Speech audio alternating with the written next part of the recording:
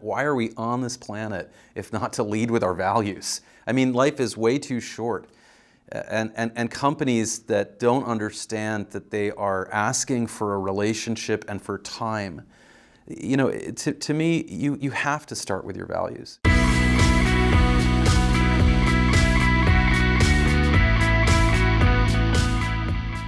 Hi, and welcome to another episode of Velocitize Talks. I'm Andy North, and I'm joined today by Gregor Clark, principal at Hiker. Gregor, thank you for being here. It's great to be here, Andy. Thanks for having me.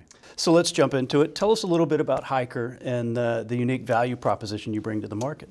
Hiker is a creative agency, and we really focus on helping our partners tell better stories. That means working with them to kind of strategize what is the greatest pain points that they're experiencing in terms of engagement, and then working with small teams that we bring together of full-time staff, animators, designers, developers, producers, editors, writers, and strategists to kind of solve big problems. We're a small agency. There's about 15 of us, and I think that's gives us the kind of a nimble quality. I know there's sort of there's an obviousness to that statement, but it's also really true. There's a lot of flexibility within a small agency structure, and I think that's part of the reason why we've been able to work with major global brands like Verizon and Facebook and Under Armour and Chase and many others. So it's a great place to work, and I love being there. Well, you've had a fascinating career. You've worked on the agency side. You've seen the corporate side as well. How has digital marketing evolved, in your opinion, and what are you excited about as we go forward into that? Well, I feel like what's happening in digital marketing right now is that we're conflicted, and there's some tension between like our drive to sell and kind of understand the return that we're getting from the work that we're doing, and also this kind of emerging sense that we need to be entertaining and engaging our audiences. We're competing now digitally with the world's greatest writers and the world's greatest entertainers for time. And I feel in our partnerships that tension, and I think the best work that happens within the digital marketing space is the content that really tries to consider the audience first. And I think also when I think about what excites me in the space, I think it's just the future of personalization. We're already so far along that path. For us, we do a lot of personalized videos, so we'll deliver 1 million videos to Chase that are each with individual account information sending to an individual account holder, and learning the best practices with that work and being able to really make it not creepy, but actually relevant, to me is part of the really thrilling challenges that personalization still has to overcome and sort of conquer in terms of driving engagement for individual audience members. That does seem to be the ultimate goal, is sort of straddling that line between not being creepy and yet being as personalized as you possibly can be. Right. How do you see, is that working now? How do you see that continuing to shape up? I don't know if it's working. I mean, I get freaked out sometimes, and that I measure my own experience of kind of backing away sometimes. I think in our writing with personalized video, we understand the data set that we have available to us, and sometimes you just got to be careful about not showing off what you know.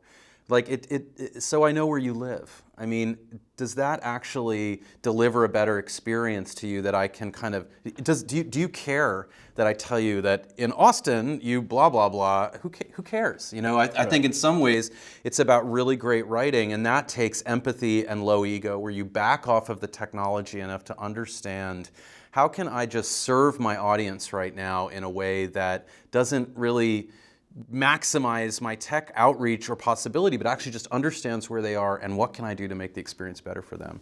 Hiker has won an Emmy, a Webby, and a Telly, which is fantastic, and congratulations on that.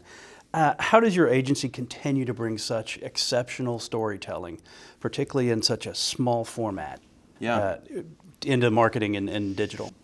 We want it, and I think we know that it's the way forward. It's funny. Storytelling as a word is so ubiquitous, but it's so frequently misused. The elements of story are like change over time, and conflict, and vulnerability, and character. And I think so frequently when we think and use the word storytelling, we end up with these really loose approximations of maybe one of those elements. So let's say we're going to do a talk with the CEO, and it's going to be a story, but that's not really a story, actually. Like a story, the most fundamental thing is it's got to change over time. So, that's how I'm going to be engaged, is when I learn that this football player lost his mother to domestic violence.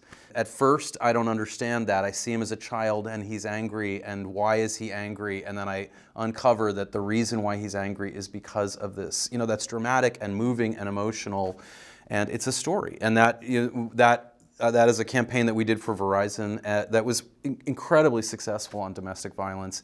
And part of it is just understanding that the best content is the stuff that really embraces narrative. Content marketing obviously became a buzzword several years ago. Is there too much content now, or is content still king? Yeah. Well, there's definitely too much content. I think what the challenge is, and I think brands are beginning to, and nonprofits start to understand this, is that it's really a quality play, and it's hard to make good content. And in fact, it's funny. Someone who's older like me, it's really interesting to kind of start to open my eyes to what was happening on YouTube.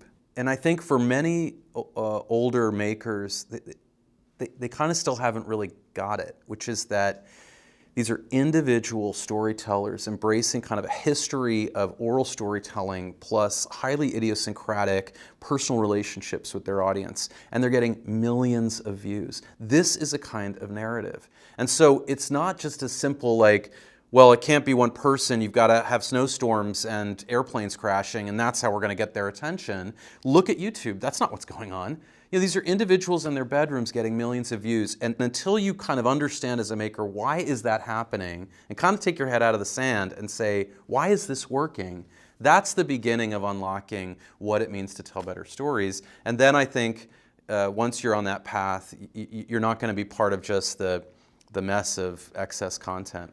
One last thing on this, we have a kind of rule at work, which is don't put more crap into the world unless you absolutely have to.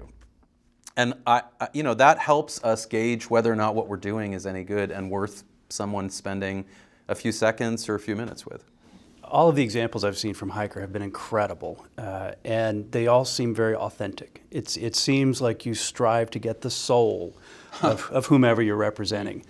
Are you seeing more authenticity come back? Has the pendulum swung back, or are we still sort of fighting that it's not quite as authentic as it might be versus we really want to capture that authentic voice? Well, I mean, I feel like we're in an era where authenticity is really under attack. Audiences are very confused about the truth, and we have, cynicism on one side. I feel that in our industry, and then we have skepticism also, where people just feel that they are not being told the truth. Brands have an amazing opportunity in this space to actually recapture and in some ways help heal the country. I truly believe this, and also just recapture what it means to be authentic. But they need to take risks to do that, and those risks go back to telling better stories.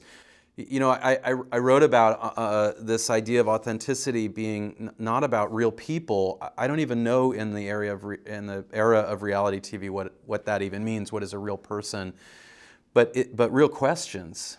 That's what Dove Real Beauty asks. Is it like a real question, which is, what does it mean to be beautiful, and should we change what that means? That goes to, I have chills just thinking about that question. It goes to the heart of a critical American and global issue about identity and beauty and self-respect and self-love.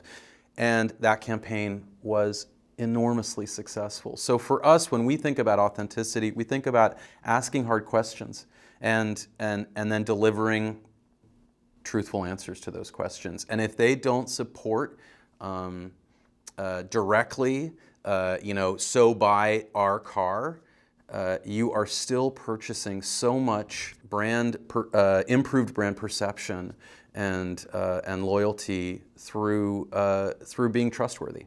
So I think it's a really, really wide open field right now and a really important theme. Engagement and offering an excellent user experience seems to be coming back into vogue, if not for the first time, perhaps. and if you have something to do with that, thank you. How can marketing effectively engage those audiences and provide that user experience that is so critical? I was thinking about user experience and marketing in terms of silences and space. I feel a little bit like, I remember I was younger and I was in this audition for a musical, and I was in a theater camp, and there were like 100 kids on the stage trying to get into this musical, and the director was like, "Everybody get my attention!" So everyone runs around crazy, jumping up on the ladder, screaming and yelling, and this one kid just stands in the middle of the stage and doesn't do anything. So he says, "All right, everybody stop."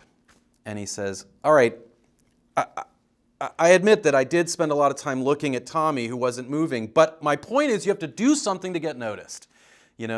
But his point was undermined by this kid who had the wisdom and awareness to track in the opposite direction and kind of take a step away. So I feel like right now, in terms of user experience and what digital marketers need to be thinking about, is how can I open up room?